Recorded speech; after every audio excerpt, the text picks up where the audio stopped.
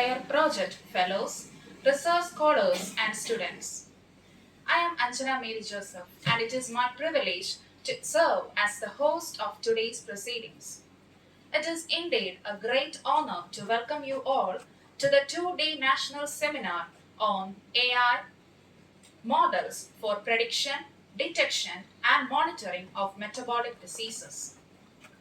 Metabolic disorders such as diabetics, obesity, fatty liver, and cardiovascular diseases are among the most significant global health challenges today. With rapid advancements in artificial intelligence, new possibilities have emerged for improving disease prediction, early diagnosis, and personalized treatment. This 2-day national seminar brings together healthcare professionals, AI scientists, researchers, and students to explore how artificial intelligence can contribute to the prediction, detection, and monitoring of metabolic diseases and how interdisciplinary collaboration can lead to healthcare solutions. On this occasion, I would like to quote a thought by the great scientist Albert Einstein, who once said, "If we knew what it was we were doing, it would not be called research, would it?" This quote beautifully reflects the spirit of research and innovation that brings us together today. This national seminar is jointly organized by the School of Computer Science and School of Artificial Intelligence and Robotics of Mahatma Gandhi University, and it is proudly part of the ANRF PAIR project. The School of Computer Sciences, established in 1990, is a leading center of postgraduate education and research, fostering innovation and academic excellence. The School of Artificial Intelligence and Robotics, established in 2020, focuses on advanced education and research in AI, machine learning, vision intelligence, IoT, and big data analytics. Together, two schools create a vibrant environment for interdisciplinary learning and research in AI and computer science. This seminar is an important initiative under the ANRF PAIR program, a unique mentoring and institutional capacity building initiative. Unlike individual project grants, PAIR focuses on institutional mentorship, infrastructure development, and fostering a culture of research, connecting premier hub institutions with research limited spoke universities to strengthen India's research and development ecosystem. The 2-day seminar is a part of the ANRF PAIR project titled AI Integrated Risk Factor Prediction, Biomarker Development and Advanced Diagnostics for Fatty Liver and Diabetics. We are honored to have the members of the project team with us today, and we extend them a warm welcome. With this strong foundation of institutions and support, the academic initiatives and vision of these schools are under the guidance of Professor Dr. Bindu VR. Professor Dr. Bindu VR is the professor and head of the School of Computer Sciences and honorary director of the School of Artificial Intelligence and Robotics at Mahatma Gandhi University, whose leadership and vision have been instrumental in bringing this seminar together. We are privileged to begin today's proceedings. It is now my privilege to invite Professor Dr. Bindu VR to deliver the opening and welcome address. Professor, we look forward to your insights.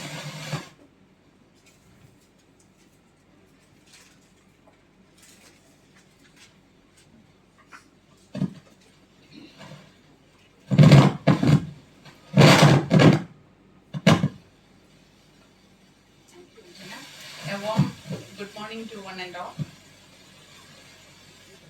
Respected speaker for the day, Professor Dr. Pournami PM from NIT Calicut, Professor Jyotisha, other faculty members, students and research scholars from School of Computer Sciences, School of Artificial Intelligence and Robotics, School of Data Analytics and Graduate School, and also the PAIR project team fellows. A warm welcome to one and all to this 2-day national seminar. This is actually a 2-day seminar titled AI Models for Prediction, Detection and Monitoring of Metabolic Diseases, organized by actually ANR of PAIR, funded by ANR of PAIR project and organized by the two schools, School of Computer Sciences and School of Artificial Intelligence and Robotics, we being an integral part of this project. Mahatma Gandhi University was recently granted the prestigious ANR of PAIR project. PAIR is the short form for Partnerships for Accelerated Innovation and Research, which is a flagship initiative of ANRF. ANRF is Anusandhan National Research Foundation, coming under Government of India. And this project is implemented in a special way. The name PAIR itself means it is a partnership based for research acceleration, collaborative, mentorship based implementation is like that. It runs in a hub and spoke model. There is a hub institution.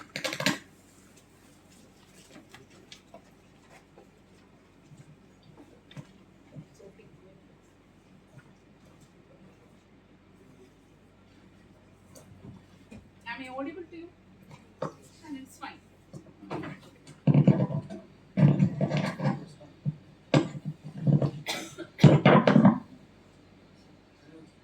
Hello? Is that fine? Okay. So there will be a hub institution and there will be up to 7 spoke institutions. And for our project, University of Hyderabad is the hub institution, and we, Mahatma Gandhi University, along with University of Kannur from Kerala State, then Osmania University from Hyderabad, then Central University from Karnataka, and 2 more universities from Andhra Pradesh. They form the spoke institutions, and it is a period for 5 years, and the entire project funding is 106 crores. And for the Mahatma Gandhi University, the allocation is 12.11 crore. And we have around 13 project fellows in our university, along with the investigators. Principal investigator is Professor Dr. Radhakrishnan E.K. from School of Biosciences. Then we have 8 other investigators, including myself. Then from physics, we have Dr. P.R. Biju. Then we have our own Honorable Vice Chancellor, Dr. Arvind Kumar from Environmental Sciences. Then again, Dr. Mahesh from Environmental Sciences. Then Chemical Sciences, we have Dr. Anas. Then Professor Srigala from School of Nanoscience. So it is a collaborative project, one of its kind, very special, running across a period of 5 years. And the project is titled AI Integrated Risk Factor Prediction, Biomarker Development and Advanced Diagnostic for Fatty Liver and Diabetes. Actually, the PAIR project theme was around metabolic diseases, infectious diseases and cancerous diseases. So the focus of the theme was around these 3 categories of diseases, and our team, the Hyderabad University project team, has selected metabolic diseases, and MG University from our side have chosen fatty liver and diabetes. So that is why our project title is AI Integrated Risk Factor Prediction, Biomarker Development and Advanced Diagnostic for Fatty Liver and Diabetes. So the different projects are actually welcome, sir. Dr. Viju. So the other investigators are having projects based on different disciplines are coming under different domains, like drug development is there, nanomaterial design is there, then effect of diabetes medicine on patients, that is there, several wound healing, so many other areas are clubbed together, and there is a collaboration between the entire institutions involved in this big project across institutions and across investigators. So we, as the AI part, has a very significant role because the entire project at the end is envisaged as coming out as an integrated, huge, intelligent healthcare system, incorporating all these research results. So uh, that is the role of AI here. As we all know, AI has been transforming the entire health management across the globe in a very, very huge way, in an unprecedented manner. And all the various aspects of healthcare, diagnosis, analysis, patient analysis, image data analysis, clinical data analysis, everything is being transformed. Surgery, robotic assisted surgeries, we all know that. So that is why, identifying the significance of this, government of India has come up with this huge novel initiative. So that is about the project. And we are having an elaborate inaugural session only tomorrow, though the seminar starts today because our vice chancellor is returning from Calcutta today only, so he will be available only tomorrow. So tomorrow we will have a detailed uh, uh, inaugural session from 10 a.m. onwards, and all the project investigators are attending that. So today I am concluding this. I just wanted to give you an overview of this for the audience, and I extend a warm welcome to both the speakers for today's session. Dr. Riju R. Menon from AIMS Kochi, welcome sir, and Dr. Pournami from NIT Calicut. So we all look forward to having these two wonderful sessions, and afternoon also Dr. Pournami will be continuing, and wish you all a nice day. Enjoy the sessions. Thank you.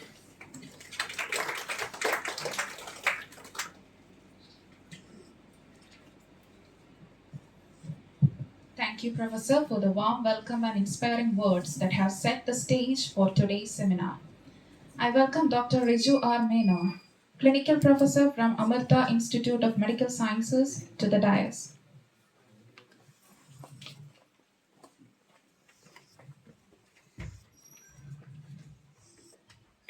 As we continue with today's program, we now move to the first technical session, which will explore the role of artificial intelligence in advancing intelligent healthcare systems and clinical innovation. It is a privilege to introduce our speaker for this session, Dr. Pournami PN. Dr. Pournami PN is an associate professor in the Department of Computer Science and Engineering at the National Institute of Technology, Calicut. Dr. Pournami completed the Doctor of Philosophy in Computer Science and Engineering from NIT Calicut, focusing on advanced techniques in image registration. Dr. Pournami also holds a Master of Technology in Computer Science from the University of Kerala and a Bachelor of Technology from Mahatma Gandhi University. Dr. Pournami's research interest spans several cutting edge areas, including machine learning and deep learning in computer vision, medical image processing and analysis, digital pathology, medical image synthesis using generative models, and AI driven solutions for healthcare applications. The research work of Dr. Pournami has significantly contributed to the development of advanced techniques in medical imaging, image registration, and intelligent diagnostic systems. Dr. Pournami has also contributed extensively to research through numerous publications in reputed journals and conferences in the fields of computer vision, medical image analysis, and artificial intelligence. It is a pleasure to invite Dr. Pournami PN to deliver the session on Intelligent Healthcare Systems, AI, Data, and Clinical Innovation, Part 1.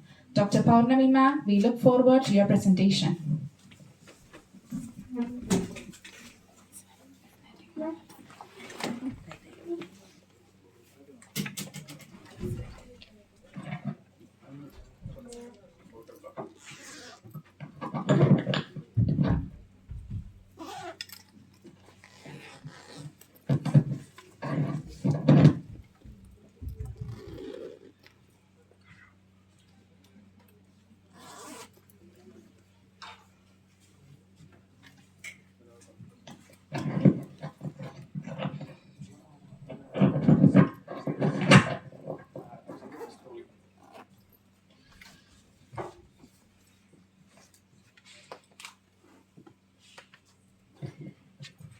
Okay.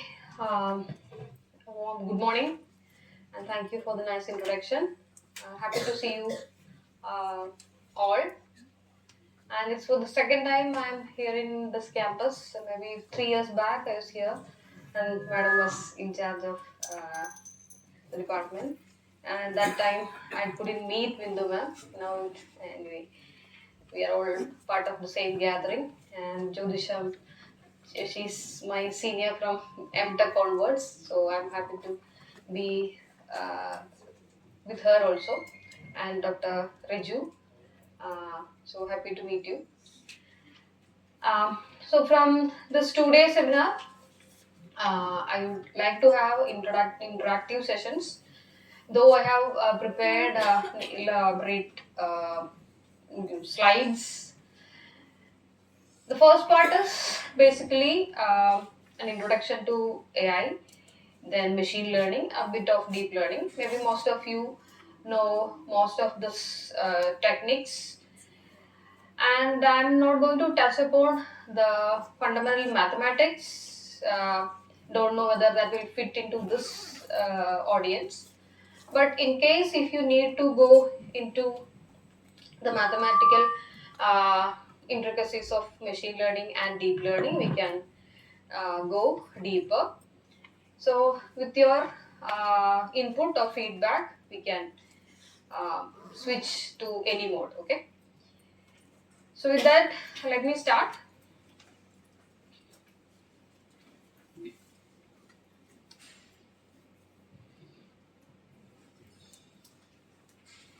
So, most of the introductory slides are kind of definitions and the most important people in AI and all.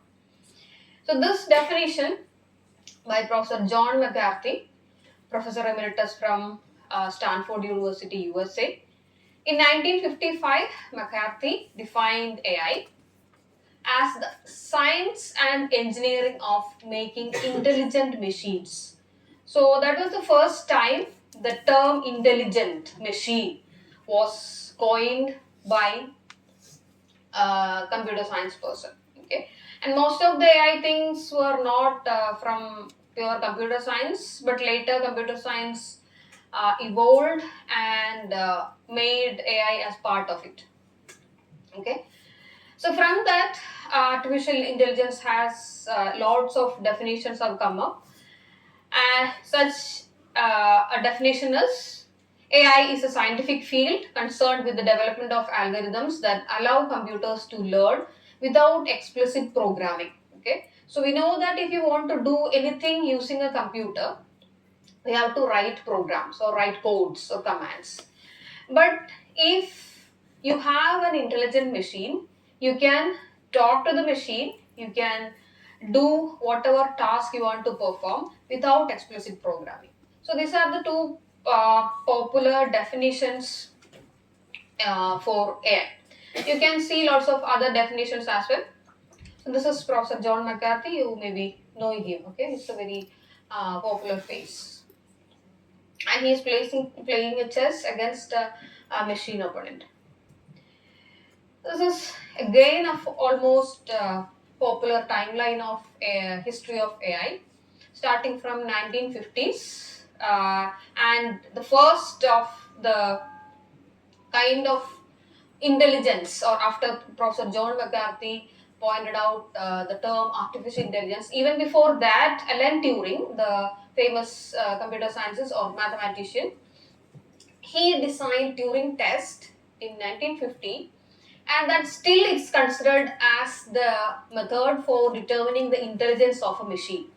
Okay, when you look at ChatGPT and all those things, or any intelligent machine that is claimed to be having intelligence, has to pass this Turing test. Okay, and from 1950s onwards, you can see lots of milestones. 1955, the term AI was coined by McCarthy.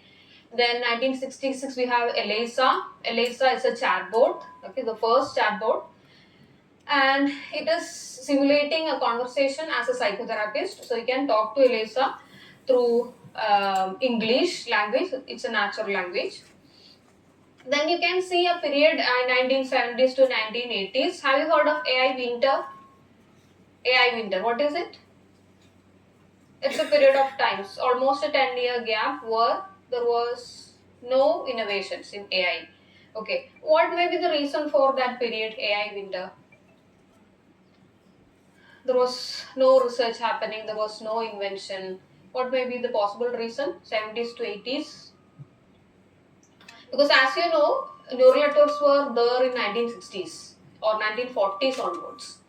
But in 70 to 80, what happened? It's not 908, it's 1980. What may be the reason?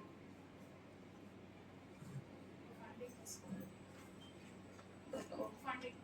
Funding. Okay, then any other possible reason?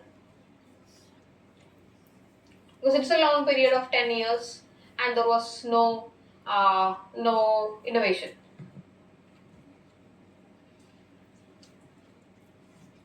Machines were there, digital computers were there, people were there who were interested in designing intelligent machines, but what was lacking?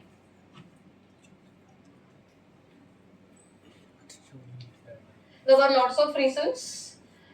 One specific reason was the availability of enough data. Okay, and then there were no uh,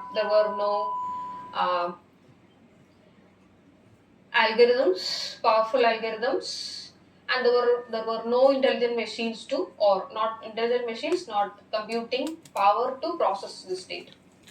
Okay, and because of most of lots of other reasons also, this period is called AI winter. But after 1980s, the acceleration it has picked up, and you can see a very innovative solution that come up in 1990s, late 90s. It's computer developed uh, which can play chess against a human opponent. We know what Deep Blue is. Okay, so Deep Blue defeated the world chess champion Gary Kasparov, 1997. So that was very popular in innovation, and people thought that yeah, that's the end of the design of intelligent machines. The intelligent machine has arrived, and everything is now going to be solved by this intelligent machines. But after that, you can see in 2000, early 2000s onwards, lots of inventions were there, like Apple Siri. It's an intelligent assistant which can take speech signals, audio signals as input, and it can act as an assistant. Then lots of voice assistants are there. This is from Apple. Then IBM Watson is there. Then Alexa from Amazon. Then and late 2000s or 2020, 15 to 2025, the era has that period has seen lots of technical advancements in terms of generative AI, chatbots or chat GPTs, and generative AI has changed our life in a very innovative way, in very unexpected ways. And now we cannot expect or we cannot imagine a life without ChatGPT, right? For anything and everything, we depend upon ChatGPT or Cloud or any such generative AI models. And this is Alan Turing. He is a British mathematician and logician. He is considered as the father of theoretical computer science, and Alan Turing Award is considered as the Nobel Prize in computer science. And this is the famous Turing test. You know what a Turing test is, right? So we ask questions to a human responder and to a machine, and this interrogator is continuously asking questions. And at a point, the response from the human and the machine, we cannot differentiate between these two responses. So in that case, we can say that the machine is intelligent. So this is the Alan Turing test. Okay, and this has lots of modifications. And you can go to ChatGPT or Google. You can see how our GPTs have passed this Alan Turing test. Okay, so this is the fundamental or the first of its kind the framework, the testing framework to check whether a machine is intelligent or not. Hope this is clear. Okay, that is, we are asking the same questions to a human responder and to a machine. After a lot of iterations or questions, at one point the machine starts to respond like the human. Okay, at that point we cannot differentiate between a machine and a human. Okay, and this is Professor Jeffrey Hinton. You know him, right? It's a very popular face. What all things did he do? From the University of Toronto.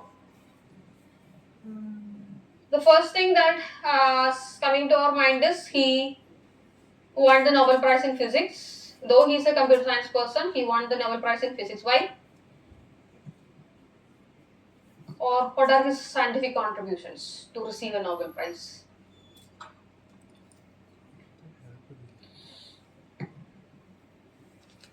Or even being a computer science person, and he is the person behind AlexNet. He and his research student Alex, they designed the AlexNet. Okay, so why he received Nobel Prize in Physics?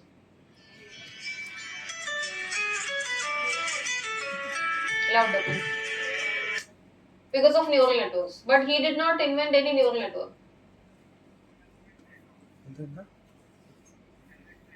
Neural networks were designed by many other people, Hopfield, Widrow and Hopf, and Lakun, many of those people. So why did he get a computer science person for Nobel Prize in Physics? Yeah, neural network is the reason. He used mathematical frameworks to build efficient neural networks, and those neural networks were used in many unresolved problems in physics. Okay, so his scientific contributions led to those inventions, and that is why he was um, been awarded. He has been awarded Nobel Prize in Physics, and with his counterpart John J. Hopfield, and he is also a recipient of Turing Award. That is two Nobel Prizes, one Nobel Prize in computer science and one Nobel Prize in physics. And he has also lots of accolades to his credit. Okay, and lots of other people are there. You can see Jan Lekun, Benjamin, then Ian Goodfellow. And if we are going to list out all the people who are behind this AI, ML, and all those things, the list is kind of never ending. Okay. So, what are the challenges we have to face if we are adopting AI as a solution to some of the existing problems? Some of the things are listed here. And better, let's take an example of the Deep Blue itself. Deep Blue, it's a computer program that plays chess, and it defeated the world chess champion Gary Kasparov. So I'll give you two examples. One is the task of playing chess, and the other is the task of recognizing a face. Okay, so you have a computer and a machine. So which is the easiest task for a computer to perform, and which is the easiest task for a human being to perform? When you consider a chess and face recognition, two tasks, two solutions, one is a human, one is a computer. Face recognition. First is chess. So if we take the example of chess, which one is going to solve this playing chess easily? Human being or a Computer. machine? Computer. Computer. And about face recognition? Manishire. Human. Human. Why?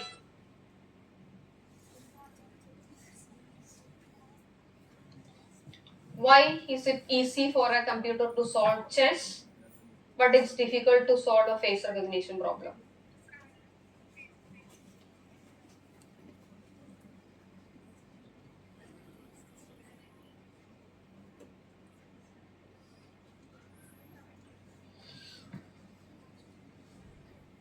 the reason is written here. So it's like if we can represent the problem in a formal or mathematical way, then the problem can be easily solved by a computer. A chess can be solved using a set of rules, sequence of rules, right? But that is difficult for a human being to remember and execute. But face recognition is almost like an automatic task for us, right? Because we are all, everyone is a new face to me today. Okay, but maybe next time when I meet you, I can recognize some of the faces, right?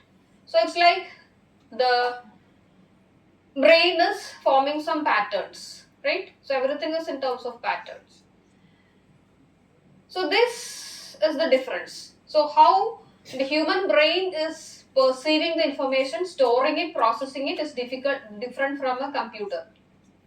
Okay. So when a problem can be formally represented as a set of sequences of rules, then that task is easy for a computer to perform. But face recognition is almost a non-formal thing. Okay. So we cannot easily write if the person has two eyes, one nose, one mouth and a face, then this is a human being and that person is person A. Because everyone has one nose, two eyes, one mouth, one face, etc. Okay. So there are lots of things that differentiate a face from another face. Those are very highly informal concepts. So if the concepts are highly informal, then human beings are the masters, okay? Which is different from a computer. So that is the main task. Okay, so that is if you want a solution to be solved by an AI enabled technology, then you have to convert all this informal knowledge into a formal way. Then only you can apply AI onto that task. Okay, so that is where we all face challenges. So our theme is application of AI in metabolic diseases. So it's a very highly informal area. Okay, so metabolic disease, even though the disease has the same name, it differs in nature from person to person. Okay, and the anatomy of the person is different from one person to the other. So there are lots of informal things are there. So when you want to design a solution for such solving such informal tasks or tasks that involve informal data, then AI is facing lots of difficulties. And we have one solution that is called machine learning. Okay, so and machine learning is the only solution by which we can apply AI into any task. Okay, and what we do is as we all learn from our experience, we do the same thing. So we allow the machines to learn from experience. But experience is not in human terms. What we call experience in our life is like, suppose we meet a person and we talk to that person, and after a certain number of days we see that that person is okay, so I can be a friend to him or her. Okay, so that is what we learn from our experience. Okay, so we learn their behaviors, learn their responses, demands, all those things, and finally we derive at a conclusion that this person is okay, good for me. Okay, he can or she can be a friend to me. Okay, this is how we form our experience. And if we see a similar person, we can see that yeah, this person is similar to my friend, so this can also be a friend to me. It's something like that. So the same thing, if we allow the computers to do, then they can also make intelligent decisions.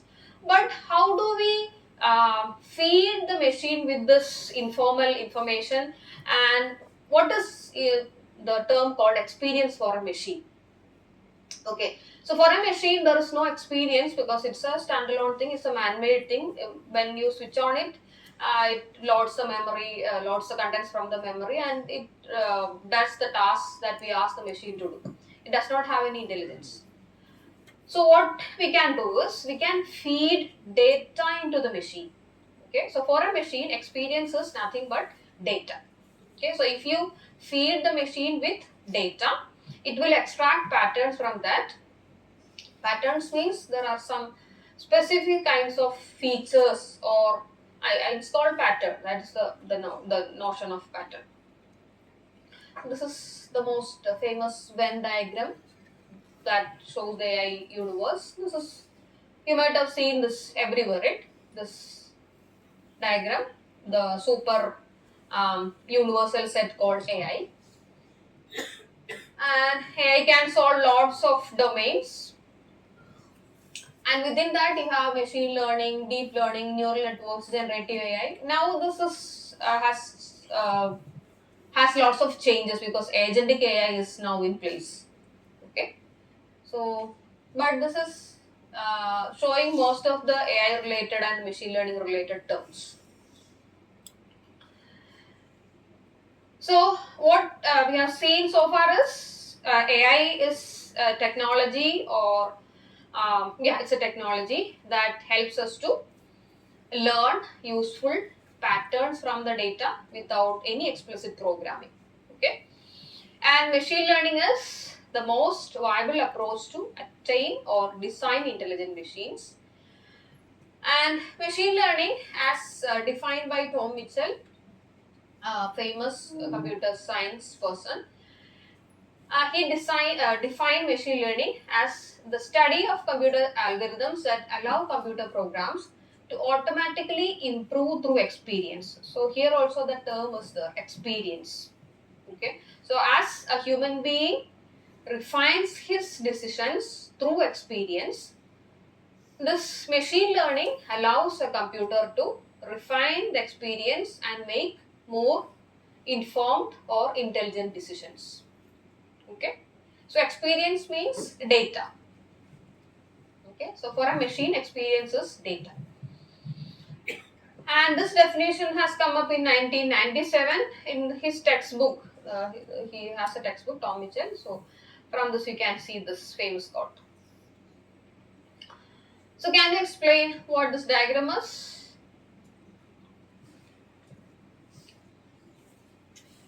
So it's the most general or fundamental machine learning flow diagram. Prediction.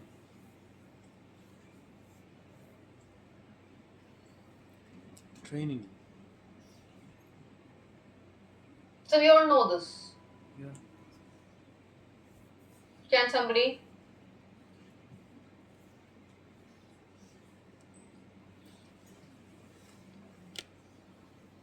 Here, let me start.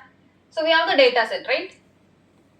Okay, so we call experience data. Okay, so we are going to teach the machine, or we are going to allow the machine to learn from experience, and experience is in terms of data. So we have provided the machine with the data set. And what is happening after that? When the machine gets the data, it is pre-processed. Okay, so you can see that is in the data cleaning. So data cleaning is,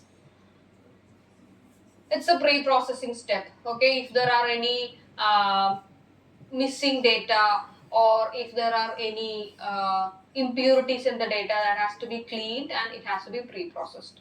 So once you have the pre-processed data, then next is Feature engineering. we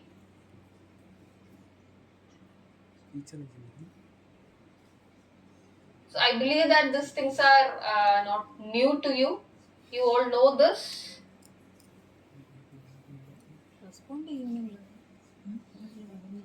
So it is, the next step is written. It's feature engineering. Okay.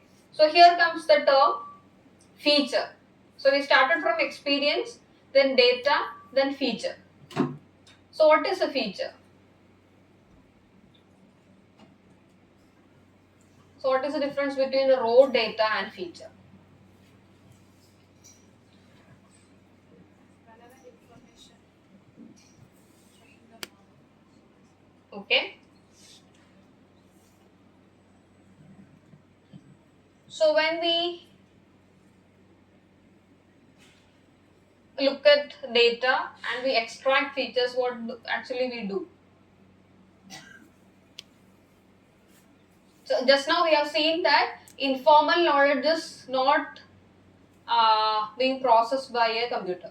Okay, so that is we have to convert this informal knowledge into a formal way. So that is called a feature. Data is an informal way. For example, face images or text, okay, or audio. So those are informal data. Okay, they don't have a particular structure that can be easily processed by a computer. So we convert the data into the terms of features. Okay, so feature is a computer interpretable way of the data, mostly in terms of numbers. Okay, so whatever be your data, it can be image or audio, video, text or whatever, it will be converted to finally a set of numbers. So those numbers are called features. So after we feature engineer the data, now we have the set of features. We convert or we split the data into training and test data. Okay, so training is to train the model to extract the patterns from the training data, and here we have a learning algorithm. Okay, so that learning algorithm finds what is the pattern in the data. The pattern can be a straight line like your linear regression or logistic regression model. It can be a curve, it can be a kind of a non-linear structure, whatever. Okay, so that learning algorithm extracts the pattern from the data. Now you have a trained model. Okay, so to that trained model you give the unseen data here. So this is the unseen data or new data or called as test data. So to that trained model we give the data, and the trained model is now able to make predictions on the unseen data. Okay, and once you get the predictions, it can be right or wrong based on the training. Okay, and you can now check for the accuracy or what is the error that is present in the prediction, etc. Okay, so this is how a general machine learning model works, and this learning algorithm changes with respect to the application or with respect to the type of data, etc. Okay, it can be as simple as a linear regression model. It can be as complex as a multi-layer deep neural network. Okay, and this is again a very fundamental concept regarding machine learning. Compared to traditional programming language, you might have seen this. A traditional programming language, we have a standalone or a fixed program and data. We give these two components to a computer, and digital computer process the data using that program and you get the output. But in machine learning, you have the data and you have the output. You give these two things to a computer, what you get is a program as the output. Okay, so this is what we see in machine learning. You get program as the output. In traditional programming language or traditional programming scenario, you have a standalone program, you have the data, you give this to a computer, you get the output. But in a data-driven approach or in machine learning, you get the program as output. That is, depending upon your data, you get a different program. Okay, and we cannot eliminate mathematical foundations of machine learning because everything is founded on these stones and the laying stones and the pillars. So machine learning is resting on four strong pillars and a strong basement, and the basement is formed by linear algebra, geometry, then calculus, probability and statistics, then slight metrics theory and optimization theory. And the four pillars that support machine learning are regression, dimensionality reduction, density estimation, classification, etc. These are the most popular algorithms that is used as part of machine learning. Okay, so I hope that as part of your curriculum you are learning all this mathematical preliminaries. Okay, so because all the fundamental results are taken from linear algebra, probability, statistics, and calculus, and a bit of optimization theory. And metrics theory is inherent part of machine learning. Okay, so this is again a repetition, fundamental notion of types of machine learning. Supervised learning, we have the data, the label data, then we have a learning algorithm. It's a supervised learning algorithm. We give the trained data with the models, the labels to the algorithm. It finds the mapping between the image and the label. Then for unknown or unseen data, it makes the predictions and gives the label. So here the input is an image and the output is a label. This is a standard classification problem. And unsupervised learning, we don't know what are the patterns present in the data. We ask the learning algorithms to find the patterns by interpreting the data, and based on that, it clusters the data. Okay, so clustering is a popular unsupervised learning problem. Then we have the reinforcement learning.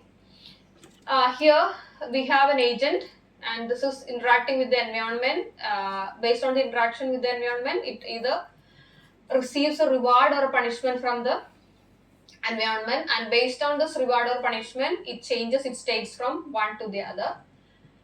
And this continues, and the agent is working according to a policy. Okay, finally the policy is the output of this reinforcement learning. So in most of the nowadays, reinforcement learning has gained lots of attention, and most of the healthcare tasks are now being solved using reinforcement learning. So reinforcement learning is a very fundamental concept. It's like how a kid learns to walk or run. Okay, so that is the main thing that is happening in reinforcement learning. So these are the three fundamental types of machine learning. And apart from that, do you know what are the other machine learning strategies? Supervised, unsupervised, and reinforcement learning. Apart from this, any semi-supervised is there. Then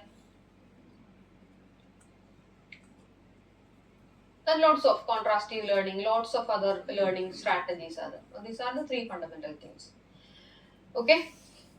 And some of the machine learning algorithms are listed out here. Regression algorithms, instance-based algorithms like Carrier's neighbor, SVM, self-organizing maps, then decision tree algorithms, Bayesian theory-based algorithms, then clustering, ANNs, PCA, then ensemble algorithms, etc.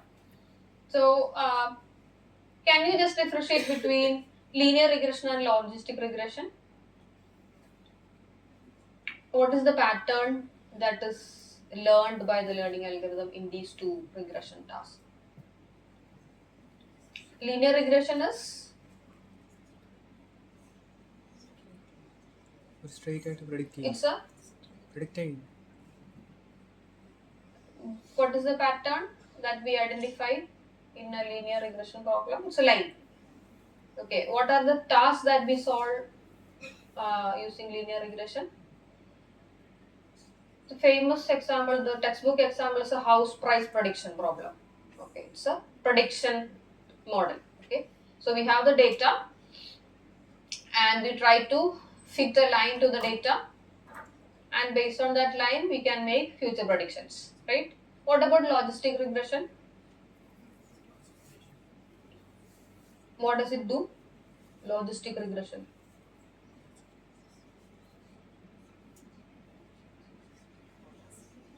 It's a classification algorithm. Okay. So why? How is it different from a linear regression algorithm?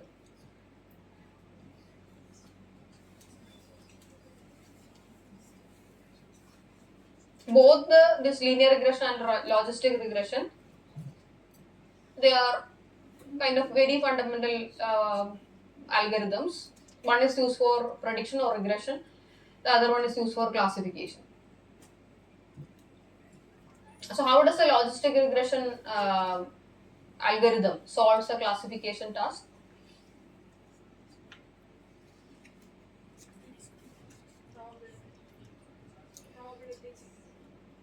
probability checking. So, how does it actually work?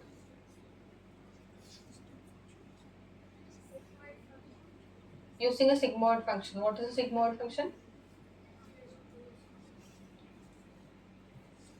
Sigmoid function is it's an S curve. Okay. So why can't we use a straight line to classify patterns? It's also possible, right? We can use a straight line to separate two classes of data. So why do we use an S curve? Why do we need a kind of a nonlinear boundary?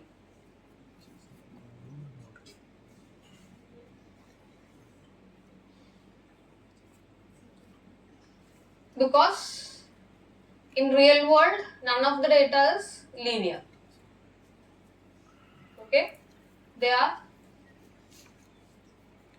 not linearly separated. Most of the data is not linearly separated. Okay, and one more example we can take is about support vector machines.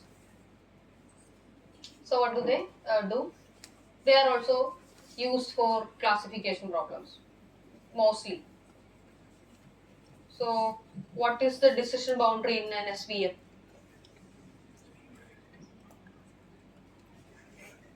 In the basic setting of SVM, what is the decision boundary?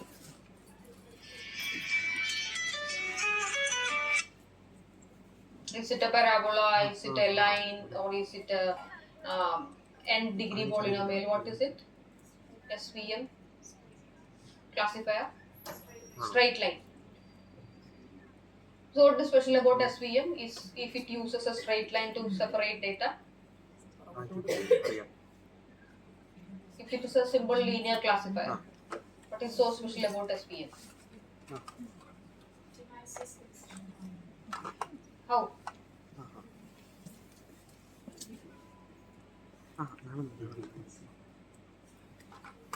Anyone? How or what is special about SVM? It has a very fantasy name, support vector machine. Okay, so it is doing something special. What is so special about SVM?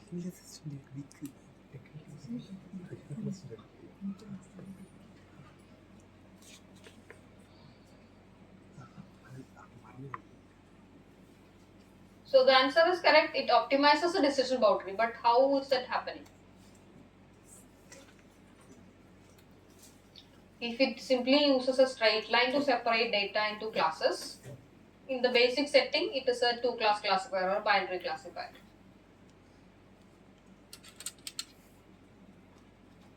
So it has a, or it is known as a maximum margin classifier. Okay, it has, it's finding maximum separation between the classes. Okay, and it avoids misclassifications for unseen data. And how to derive the decision boundary is maybe part of your curriculum. It's the okay, and to derive this decision boundary, we use data samples called support vectors. Okay, so based on the support vectors, we define the decision boundary first, and the middle point of those two the lines defined by the support vectors become the decision boundary. So you will get a maximum margin classifier. Okay, and there are lots of other algorithms also. So when we come back to the term feature, we have we finally decided to teach the machine to learn from experience, and for a machine, experience means data. So we provide the machine lots of data, and we ask the machine to extract features, and depending upon the type of data, features are also different. Okay, so can you say some of the features with respect to an image? Suppose your data is a set of images. So what are the possible features that you can extract from those images?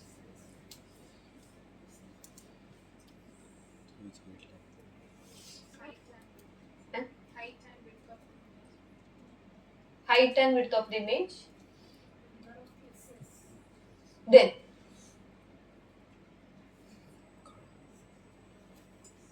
just imagine an image. What?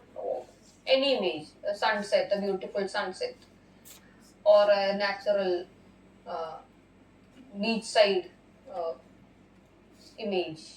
Okay. So what are the things that you can see? What are the features you can extract from those images? Colors. Pixels. Then pixel values. What else? With respect to a medical image, or with respect to any image, natural image or satellite image. Other than pixels, what are the features?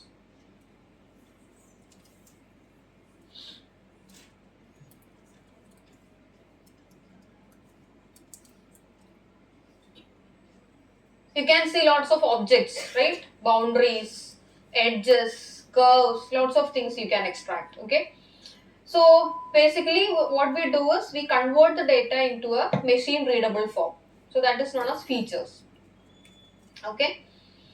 So when we use the fundamental machine learning algorithms like linear, logistic regression, SVMs, decision trees, and all, we convert the data into a set of numbers very specific to the data. Okay, but the representation of the data is very much important, and representation learning is again a very vast area of research. How can you efficiently represent your data? Okay, so anyway, if you are going to solve this problem using a computer, you have to represent the data in terms of numbers. But how effectively, how intelligently you can convert the data into the set of numbers? So that process is called, or that area of research is called representation learning. Okay, so machine learning, if we look at uh, simply, we can say that machine learning is the problem of finding the mapping between the input and the output. That we all know, right? How can we find the mapping between the input and the output? Okay, so that is a function. A function represents input to output mapping. That is the first part of learning. The second part of learning is how can you effectively represent the data. So that is known as representation learning. Okay, and this is where the deep neural networks come into place. Okay, so deep neural networks are very effective methods to learn the representations of the data. They are also powerful function approximators. They can very well represent the input output mapping.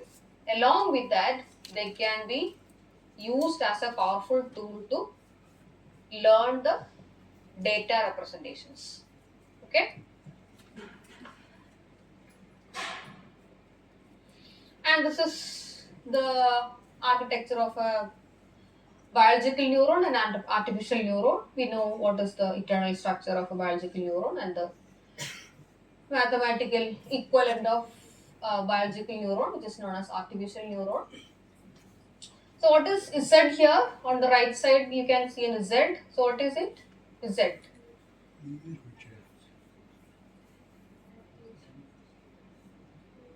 How do you find out Z?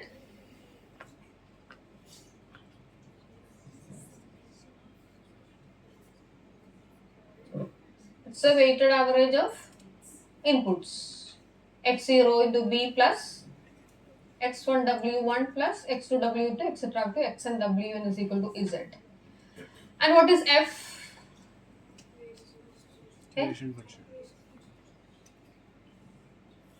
Activation? Function. What is an activation function?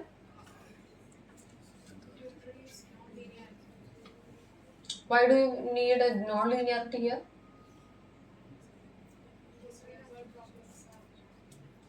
We have? Real-world problems are not linear. What do you mean by linear problem? Linear problem means they are classifying based on the straight line equation and all. They don't need the relationship between the parameters. Okay, so it's like suppose our input is denoted by x and the output denoted by y. So by machine learning, what we do is x to y mapping is to be learned. Okay, so there's a function, we don't know anything about the function f that converts x to y. Okay, we only have x and y with us in the supervised learning setup. So we are finding out f. Okay, and this mapping between x and y may not be linear all the times. That is, when x changes, y changes. When x decreases, y decreases. When x increases, increases. That may not be the possible case all the time. So the mapping between x and y can be non-linear, and if that is the case, then the pattern learning the patterns from the data is also a non-linear problem. Okay, so if y is a non-linear combination of the inputs, then you need a complex algorithm to learn those patterns. Okay, so that is why you need an activation function. Otherwise, whatever you give as an input, you will get the same as output. Okay, and you will get the output as y. And this is a sample neural network having three layers: input, output, and a hidden layer. So you can see three neurons at the input layer. So how do you find the number of neurons in the input layer? What is the deciding factor? In this sample network, we have three neurons in the input layer. So what does that mean? Neurons എന്ന് പറയുന്നത് ഓരോ ഇതുമാണ് അപ്പം orange നീല പച്ച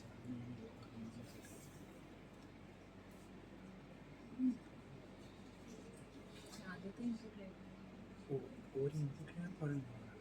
How do we decide on the number of neurons in the input layer?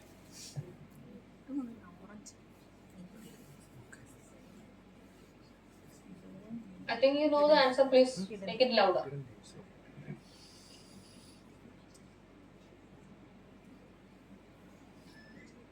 Can we have any number of neurons in the input? It can be 1, 2, 3, or 100 or 200. How do we decide on that number?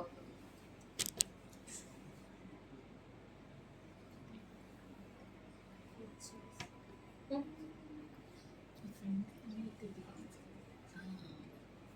Suppose I am solving a classification problem with the famous toy problem, cat dog image classification. Okay, so I have extracted some 50 features from the data, and I'm going to design an artificial neural network, ANN, for this problem, not CNN, ANN. Okay, I have extracted 50 features from the data. So what will be the number of neurons in the input layer? 50. 50. Why? 50 feature. Can I have 10, 20, 100?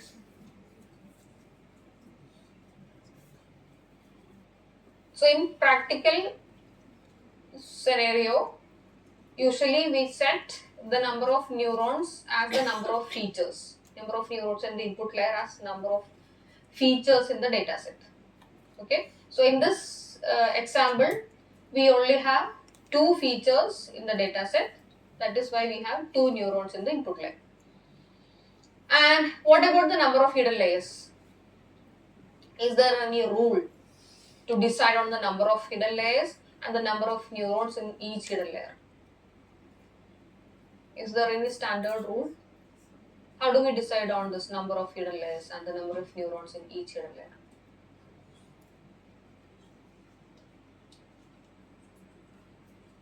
In this case, it's only one hidden layer. It has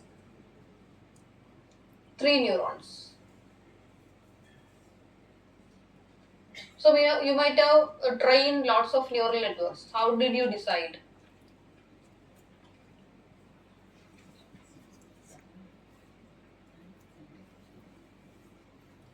simply randomly picked a number. Is that so? No, right? Suppose we have a classification problem. In the same problem, we have 50 cat images, 50 dog images. It's a binary classification problem. So for this problem, how do we decide on the number of hidden layers? If you are going to design a neural network, how many hidden layers will be there?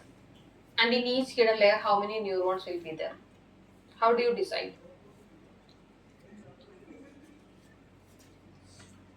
So it's an ANN. We have numerical features extracted. We have 50 cat images, 50 dog images. We have extracted some 50 features, numerical features. And how do you decide on the number of hidden layers and number of neurons in each hidden layer? So this actually connects to a term called capacity of the model capacity. Okay. So for a toy problem like 50 cat image, 50 dog image binary classification problem, we don't need a high capacity model. We can have 1 or 2 hidden layers, and each hidden layer can have 5 neurons each. Okay. And then what about the number of neurons in the output layer? For the cat dog classification problem, how many neurons will be there in the output layer? 1, 2, 5. How many? 2. Why? We have 2 classes. Okay, what are we getting as output? For a classification problem, what is coming out of the last output neuron? Artibucho. Dog or cat? Hmm? Dog or cat? It's a Dog. it's a number coming out, right? What is that number? 0 or 1. How do you decide on 0 or 1?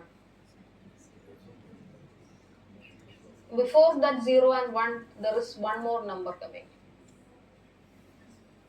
And that number you are converting to 0 or 1. 0 or 1 is a label. But before that 0, 1, there is one probability coming in. So what is that probability?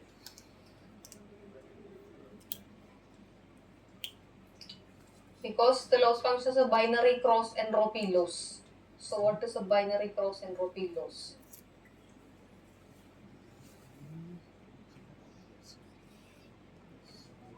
It gives you a probability value that shows how much probability is there for that particular sample to be in particular class.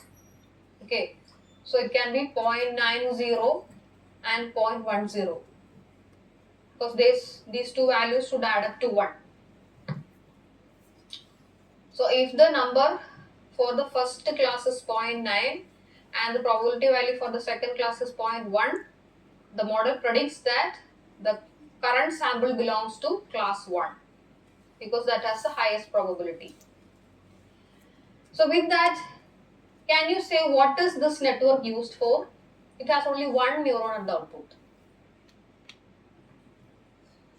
What are the tasks that you can use this network for?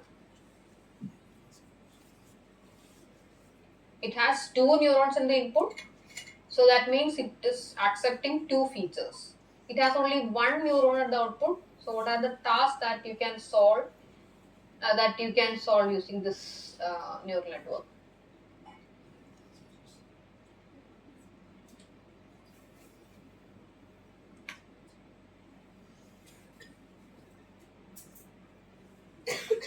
Can it be a binary classification problem? Can it solve a binary classification problem?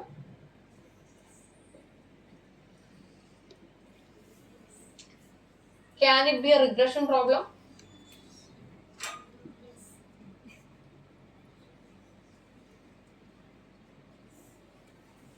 Yes or no? If it is yes, then the next question is why.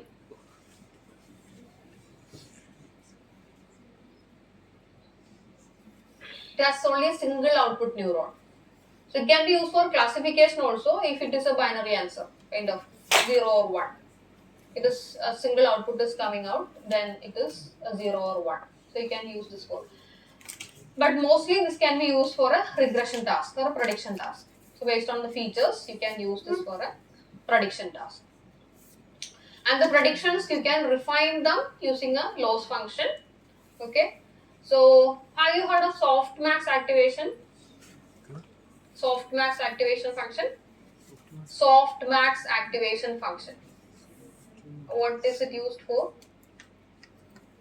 Can it be used for a binary classification problem? Yes or no? Softmax can be used for a binary classification problem.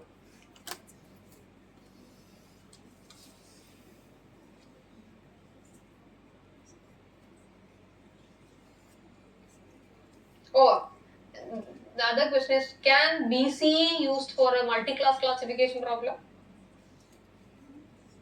Binary cross entropy loss. Can it be used for a multi-class classification problem? So I guess you know the answers and may be confused.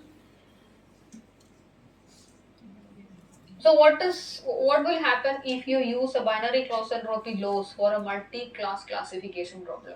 It's more than 2 classes.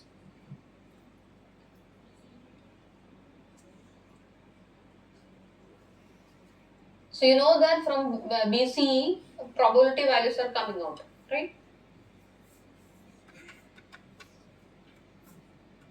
So usually a softmax activation function is used for a multi-class classification problem. What may be the reason?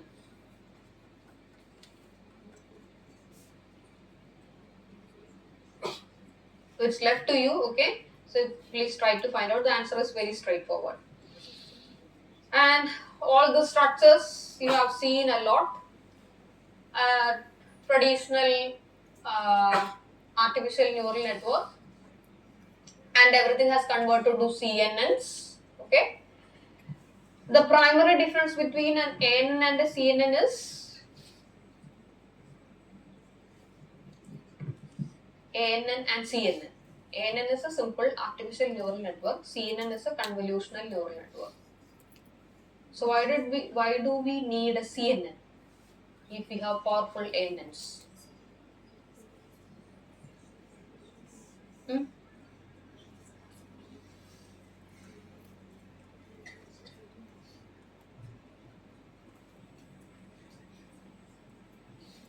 The answer is also given here. So if your data is a very small or very structured or numerical data, then you don't need any complex neural network architectures. So you can simply pick the numbers, you can give them as input to the ANN. But when your data becomes complex, like an image, then for this is the question. That is, to process a 28 by 28 image, how many input neurons are needed in an ANN? To process a 28 by 28 image, how many input neurons are needed in an ANN? 20. So is it like you are going to learn this subject, right? Next, okay. So to process a 28 by 28 image, you need 28 into 28 neurons in an ANN, in the input layer. Okay, and lots of hidden layers and lots of neurons in the hidden layers. But when you replace an ANN with a CNN, you can simply give this 28 by 28 image as straight as the input, because the convolution operation is going to replace all the matrix computations in ANN. Okay, so that is the difference between ANN and CNN. So you can directly process complex data like images and videos using a CNN. And this shows the success of deep neural networks in the last 10-15 years. Okay, you can see all the popular names here: AlexNet, then GANs, AlphaGo, LSTMs, RNNs, GPTs, and before that we have transformers. So what is the expansion of GPT?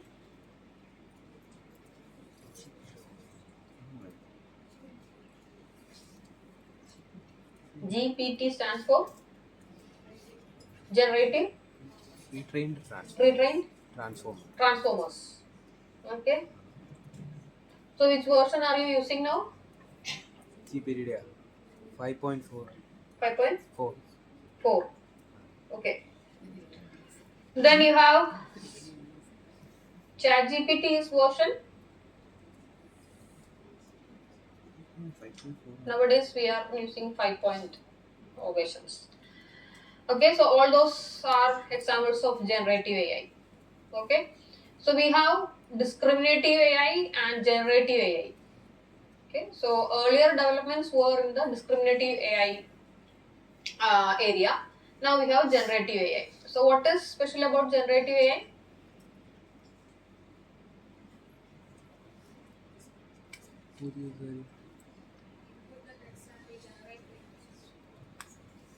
Yeah, generative AI is basically generate new data, right? Okay, so based on the input, it can generate data. Next word prediction. So that's what happens with transformers. Okay.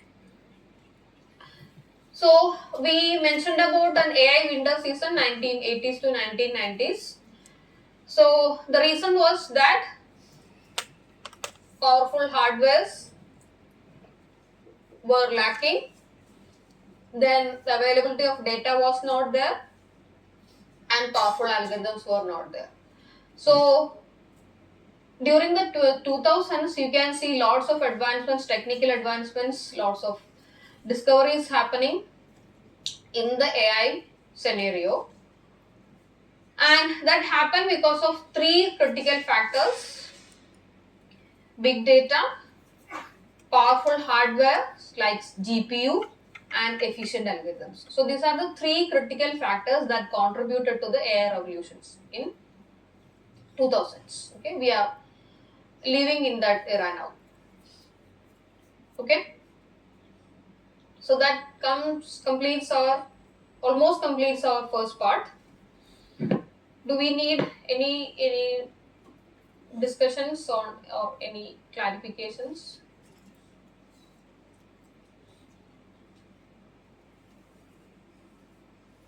So how many of you are first year students? Most of you. Okay. And the scholars?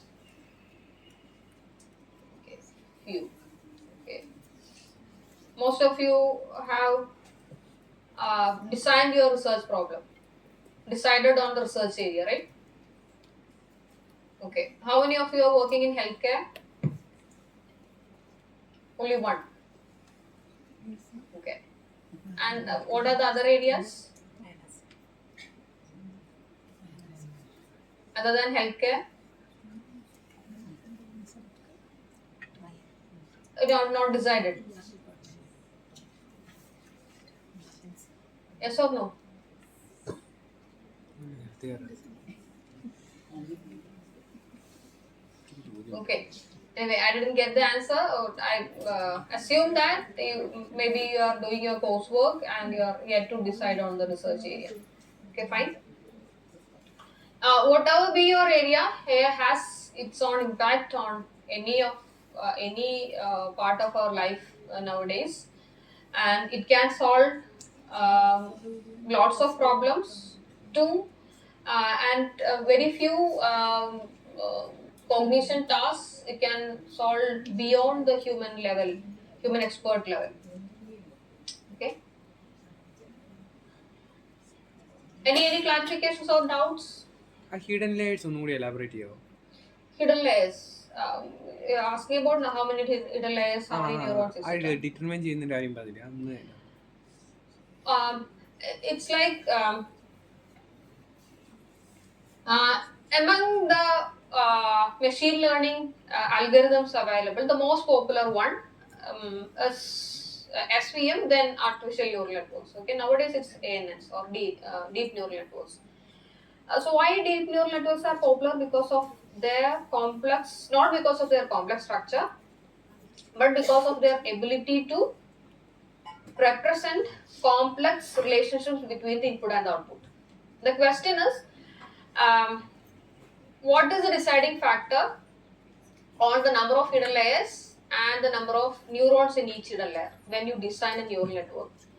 The possible answer is, so you have a very toy problem, like we mentioned about the cat dog classification problem, where we have 50 images of cat and 50 images of dogs are there. So such a toy problem, we just need 2 or 3 hidden layers, and you can have 3 or 5 hidden layers, neurons in each hidden layer. But for medical data, suppose it's kind of a cancer prediction or something like that, where the images are very complex and their size is from 512 by 512 if it's a CT or MR image, or 256 by 256, 512 by 512, or 1024 by 1024, and such huge volumes are there. Suppose we have a 50% patient data, then one patient data itself has some more than 100 slices of data. To process such huge data, you cannot design a neural network having 5 or 6 hidden layers. You need 50 at least, and at least 10 neurons each. So there is no strict rule about number of hidden layers or number of neurons in each hidden layer. But how do you decide on this is depending upon the complexity of the data. Okay, and depending upon the complexity of the decision that you have to make, the accuracy of the decision that you want out of this neural network. And everything suggests that you have to decide on the model complexity. Okay, complexity means 50 hidden layer and 10 neurons each. That means a very huge model. That model has a very high capacity to map the input to the output. A complex input output mapping is possible with a huge model. Okay, and again another deciding factor is, you when you start designing this number of hidden layers and neurons, etc., these two values are called hyperparameters. There are two types of parameters in a neural network called parameters and hyperparameters. So parameters are simply the weights in the neural network. This is learned during the training phase.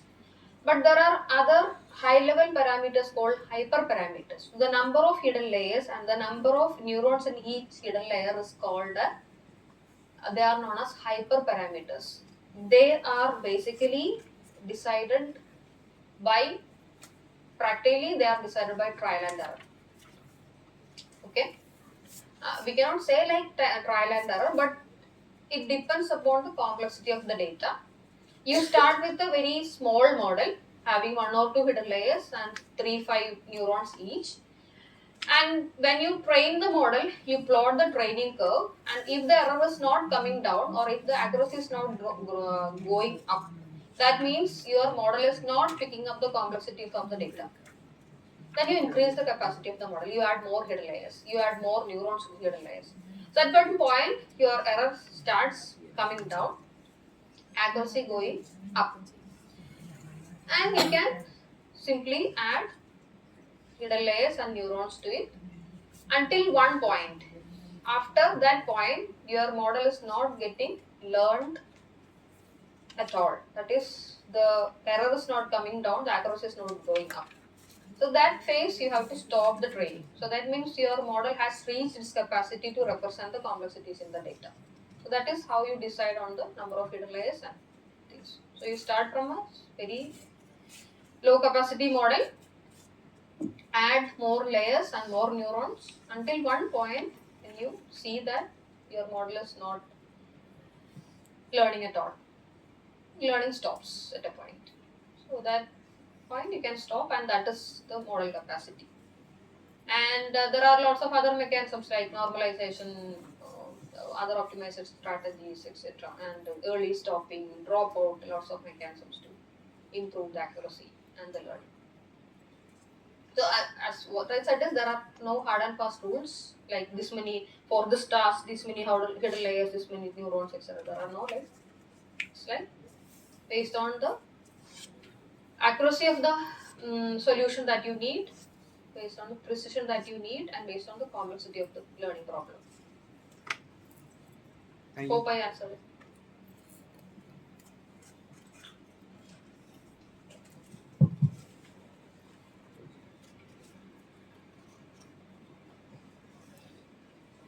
Anybody else?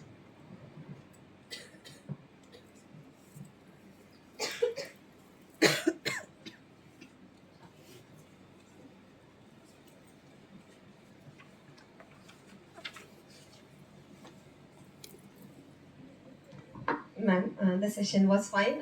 Can you tell me the measurement of what? There are different approaches to measure the model complexities of an algorithm, I think.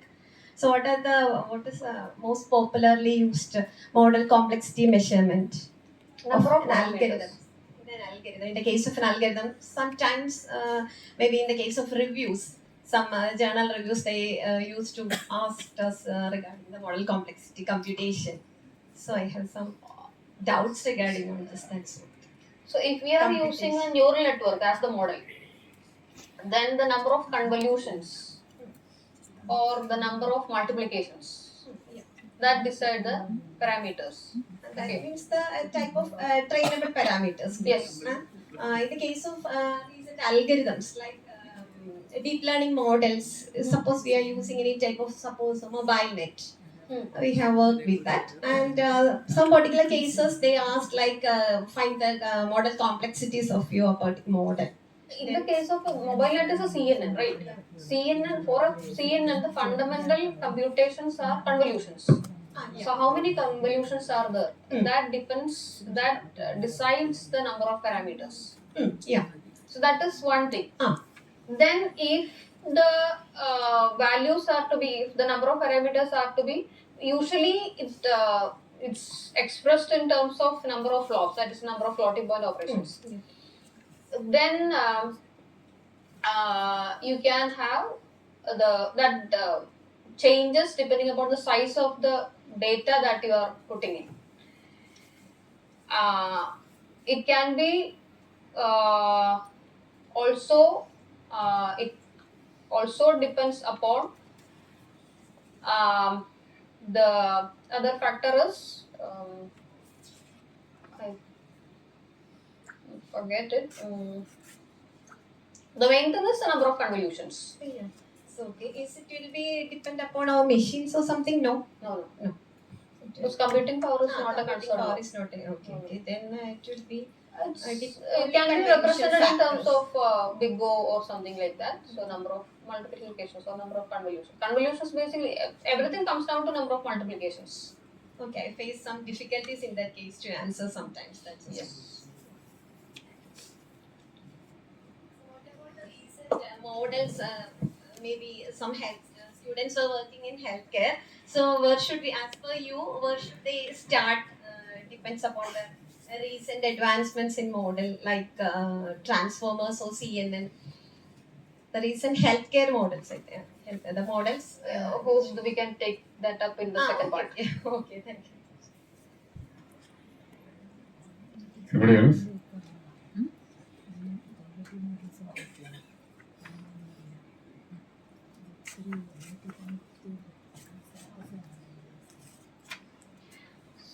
So in that case, I guess we can stop at this point, ma'am.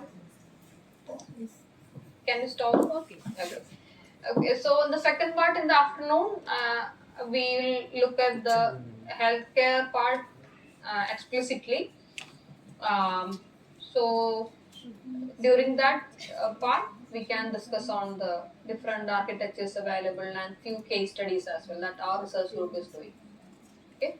So hope this session has went well and you have refreshed all the fundamentals and got some more one or two new terms.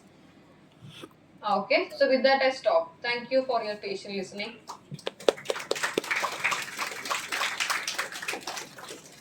Thank you, ma'am, for refreshing our foundational concepts regarding artificial intelligence, machine learning, and deep learning.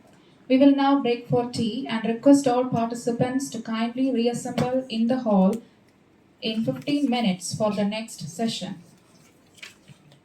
Kindly note, reach the hall by 11:45.